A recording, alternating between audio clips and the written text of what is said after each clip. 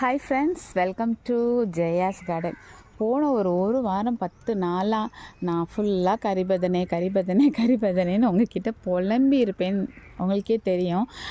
மொத்தம் ஒரு 2-3 செடி மட்டும் எனக்கு எடுத்து வச்சுட்டு மற்றதெல்லாம் நம்ம ஷேர் பண்ணிட்டோம். அந்த 2ம் பார்த்திங்கன்னா வேறையாக போயிடுச்சு. இன்னும் ஒன்று தான் இருக்குது, அது என்னவா இருக்குதுன்னு தெரியலன்னு சொல்லி உங்ககிட்ட நான் கவலைப்பட்டேன். பட் அந்த செடியை காமிக்கிறேன், இன்னும் பூவெல்லாம் வரல. அதோட இலைகளை பாருங்களேன், தெரியுதா?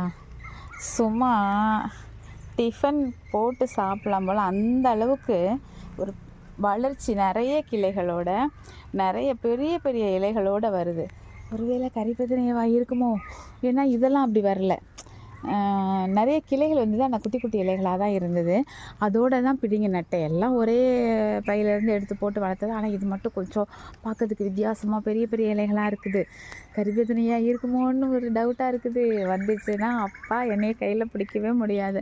நான் காசு போட்டு வாங்கினதுக்கு எனக்கு ஒரு கரிபதனை செடி வந்தால் கூட போதும்.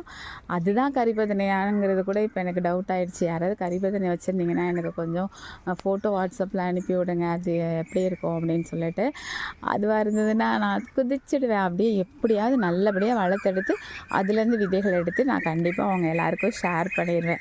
அதுக்காக தாங்க, அதாவது ஒரு ரேர் வெரைட்டி என்கிட்ட வந்துச்சுன்னா உங்களுக்கு நான் ஷேர் பண்ணணுங்கிறதுக்காக தான் இவ்வளோ மெனக்கிட்டேன், இவ்வளோ கவலைப்பட்டேன். மற்றபடி வேறு ஒன்றும் இல்லை.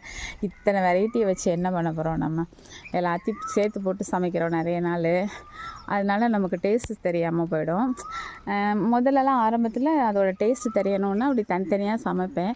அப்புறம் டேஸ்ட்டு தெரிஞ்சதுக்கப்புறமா எல்லாத்தையும் ஒன்றா போட்டு தான் சமைச்சிட்ருக்கிறேன். ஏன்னா தனித்தனியாக எங்கே சமைக்க, எத்தனை கத்திரிக்காய் வச்சுருந்தோன்னா சரி, இருந்தாலும் சரி நம்ம உறவுகளுக்கு ஷேர் பண்ணலாமே அப்படிங்கிற ஒரு ஆசை தான், வேறு ஒன்றும் கிடையாது. ஓகேங்க,